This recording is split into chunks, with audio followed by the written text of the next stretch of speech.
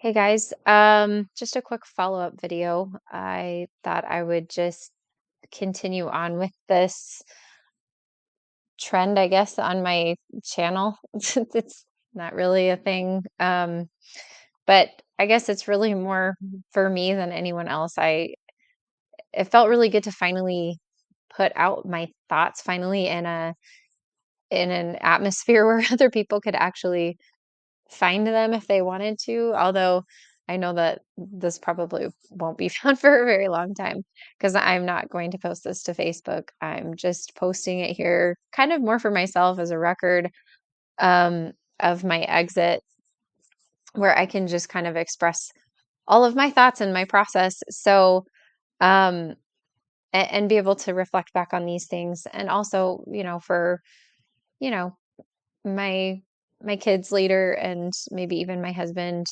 where I'm able to say things that maybe um, I don't always say the best, most well expressed or eloquent way. Hopefully, maybe I'll be able to do that here.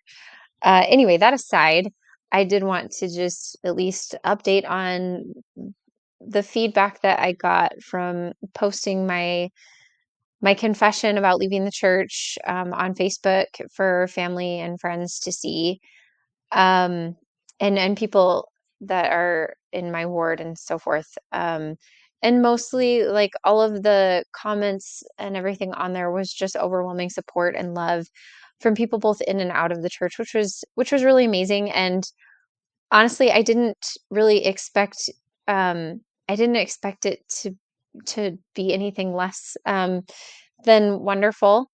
Um, I did get a couple of people who expressed sadness and disbelief, um, but mostly it was people just like giving their overwhelming support and love.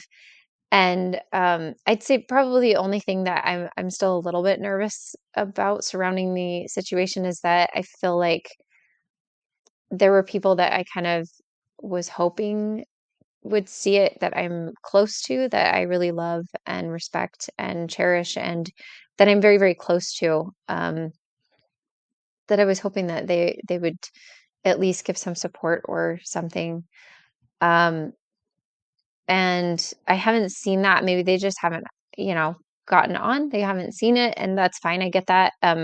I honestly don't get on Facebook a whole lot, so there are a lot of things that I miss too. So it really could just be that. Um, so yeah, I want to be fair to everybody, and I did have somebody reach out and just kind of ask me, like, he was the one that was shocked, and he was like, I'm speechless, like, I don't even know what to say, and, like, "Are you still okay with, like, people saying hi and contacting you?" I'm like, "Yeah," that hopefully I didn't make that so confusing. I was trying to pack a whole lot, into one video and try to make it as succinct as possible. My summation of my starting point, my springboard of where I was coming from and what set me off on this journey. Um, and I think in some of that, maybe I wasn't as clear as I would like to have been, but I wanted to make sure that he knew that no, I'm not trying to cut ties with anybody. This isn't a bad breakup or something. Um, I do want to have the people in my life that I've come to love and know. And really, it was more just about expressing that I'm not interested in people trying to make efforts to reactivate me. So if that is your intention for why you want to talk to me or see me, then yeah, I don't have any interest at that point. If you want to talk to me and see me because you care about me as a person and you want to remain friends with me, then absolutely, I want you in my life. Um, and that's really all that I was trying to say. And so I did, essentially let him know that, and he was like, "Oh, okay, that's good to know. I'll make sure that, because I was like, I don't want missionaries showing up at my door. I don't want to be checked on. I'm an adult. I don't need that. I've already made up my mind. So, and there's really, I'm never going to return. Like I already know that based on just the things that I've studied. So anyway, but I kind of wanted to, there we go. Came across this video in my feed, and this is kind of what sparked this impromptu kind of follow up. um, is because I was literally, after posting that video, I had been talking to my husband and my sister, who called and was just like, giving love and support. And I was explaining my viewpoint on just the tactics that are used by leadership to keep people active, to keep people committed and loyal as members of the church, that I find incredibly manipulative and deceptive, and it really bothers me. So I saw this video come up in my feed. I watch a lot of Mormon Stories podcasts and like Nemo the Mormon and all those really great guys and gals too. Like Nuance Ho, she's funny. But anyway, this came up in my feed. This is by Nemo the Mormon, and he just so perfectly lays out this comparison of just contradictory messages by Russell M. Nelson between a 6 months difference in general conference. And so I wanted to share that. This was kind of last minute, so I really don't like. I have it on my phone, but I'm probably not going to show it this way. I'll just hold it so that it can be heard. But I just love, I love what he says here, and I just want to be able to show this is exactly what I was talking about, what I was kind of touching on in my initial video about leadership and you know, the kinds of things that they say in order to be able to maintain loyalty from members. And it really is fear tactics, politics, semantics. They use all of this um, to keep people uh, latched on. And so, anyway, without further ado, I'll just go ahead and play this, and then I'll comment on what is said here.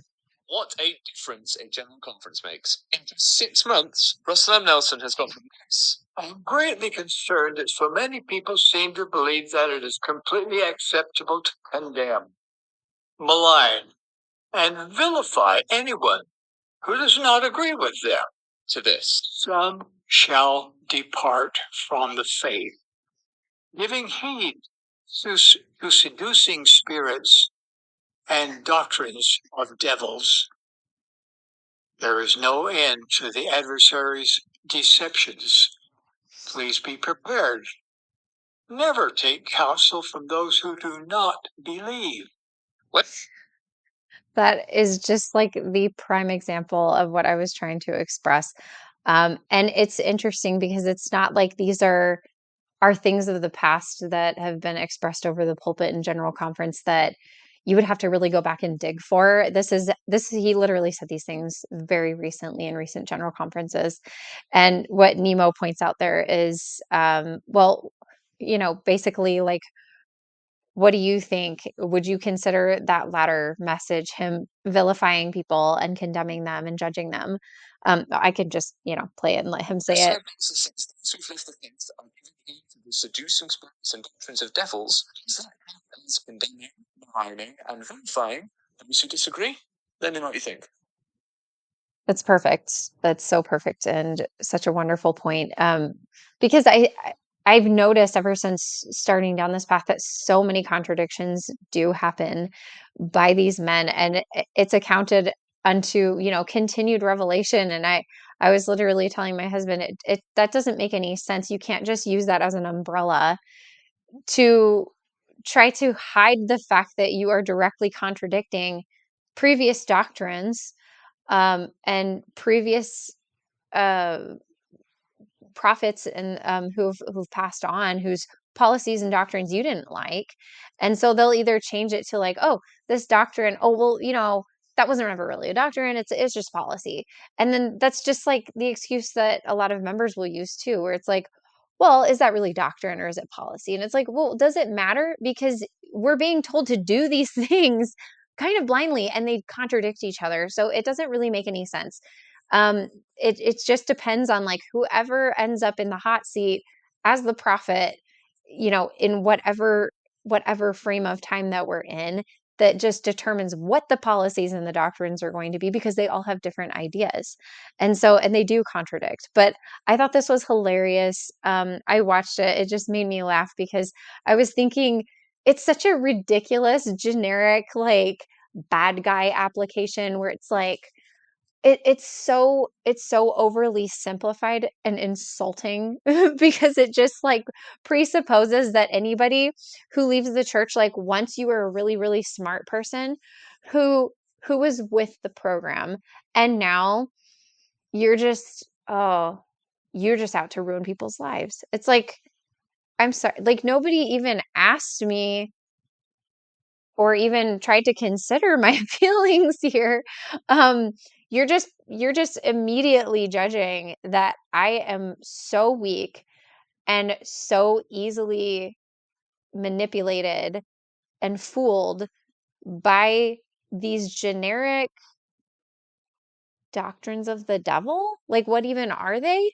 He doesn't really even say or get specific in any way. He doesn't cut anybody a break who leaves the church. And then he follows it up with, he just completely concludes it with, don't even believe those people who don't believe in the church. Like, don't listen to them. They're not going to help you. I can tell you exactly why he's saying that. It's not because he is giving some sort of prophetic revelation there. It's because that guy knows the actual true history of the church, or has to in to some degree, has to know.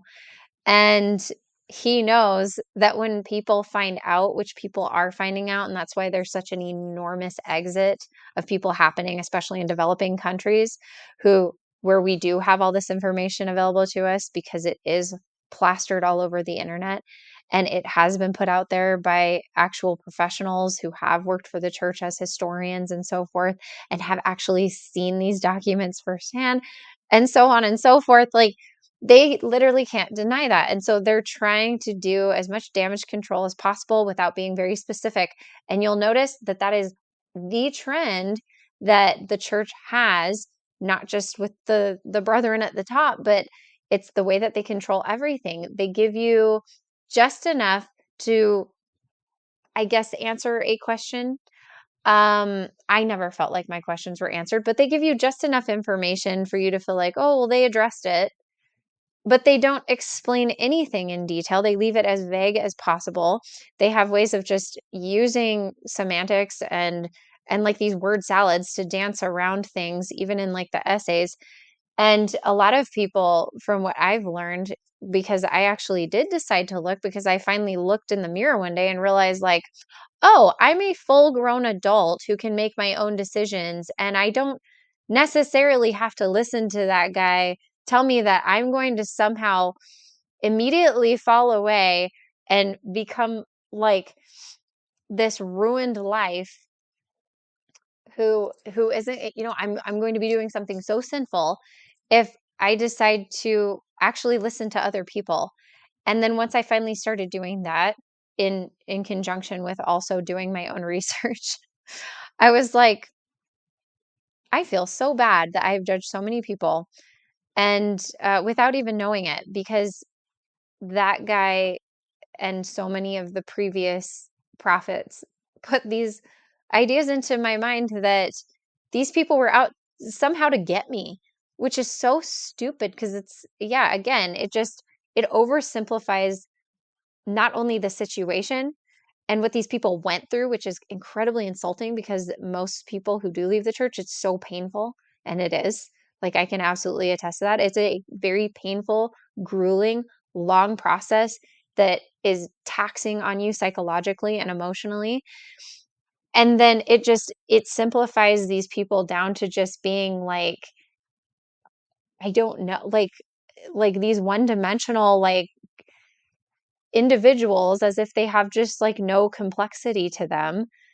And it's like, oh, they're so simple that they just saw one thing, they got offended and they left. And now they're out to ruin your life. Like, it's so dumb. It's like what you would expect to hear in like an overly simplified like kids story or something where it's like, yeah, like we're not children. Like this is serious stuff. We've staked our lives, our, all of our choices, our commitments, our path in life on these ideas. So yeah, it's kind of a big ass deal when somebody is telling you to 100% put all of your trust in them and to not look anywhere else.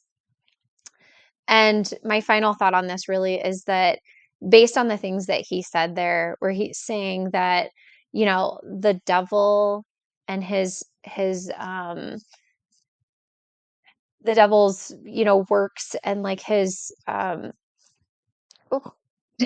getting hair falling down, his deceptions are so cunning and his lies are so cunning that it'll just lead you astray from the one and only true church. And there's no way there is just the underlying covert message behind that is that you all, as members of the church, are just far too weak and fragile to even look at anything like that or listen to anything like that or to anybody who's associated with that.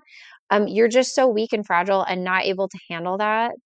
Um, and apparently, so is the truth and God's words through the Book of Mormon and the Pearl of Great Price and the Doctrine and Covenants. Like, all of those are so weak. And the devil is apparently really, really, really good at his job. Like, so much better at it than the actual Lord God. Um, because, like, that is how easy it will be for you to fall away from the one and only true church if you listen to people like me or to, like absolute, podcast giants in this particular space, like John Dehlin or like Nemo the Mormon or like Nuance or like any of these other people who have been at this for a while and have done a lot of research and talked to a lot of people and have given people a space to actually express their experiences. And that I find really, really interesting. It's that call to blind faith that he is putting forth again, and it's so sad to know and look back now and realize that I never realized that about myself because I was always taught that we did not believe in blind faith in the church. And now when I look at it, not only do I realize that we 100% do believe in blind faith and that it's been branded as faith, um, but that we also believe 100% in just straight up denial. Because I still haven't been able to meet or speak with anybody or get any answers from anywhere in the church that was able to answer my questions about some of the most basic things in church history. Um, like, polygamy or the several different accounts of the first visions, or why we were told in General Conference recently that we don't pray to a heavenly mother and we don't know why. And my first thought was, well, can't you inquire of the Lord? Because aren't you in direct communion with him? Because aren't you a prophet? And oh, maybe that's, I don't know. Sorry for asking. Maybe that's not at the top of your to-do list because she's just not that important enough. Or maybe, just maybe it's because the the mother in heaven theory cannot even begin to be touched upon because you're going to have some people who are going, wait, but isn't there more than one? And you're going to have other people going, why is there more than one? And that's going to start a whole new world of issues for the men at the top. So that's one of my theories behind that. I don't think they want to touch it because of that. But I've literally asked that question to people before and they have no answer for me. They're just like, well, I don't know. I don't know why they don't inquire. And I'm like, yeah, that was kind of my point with asking. But anyway, I will tell you, please don't trust in everything I say. Please do your own research and critical thinking because that is the method and the model that I believe in and that I would advocate for everybody to adopt. Um, or you can do whatever you want. You can just listen to that guy and he'll do your thinking for you if you let him. And I mean, that is one of the beautiful things about the situation is that you do absolutely have agency. The church is right about that. Except for apparently in D&C 132 where at the very end it tells everybody, that man or woman, anybody who that revelation is revealed to must abide by it, whether in this life or the next. And then in that case, you don't have agents. So just another fun little contradiction to point out to you. Go find these nuggets. A lot of stuff you can even just find right within the canonized scripture that's been under our noses the whole entire time. So anyway, that was a lot of things. I'm rambling, but anyway, thanks for anyone who maybe listens to this at some point in the future, and um, have a good night. Bye.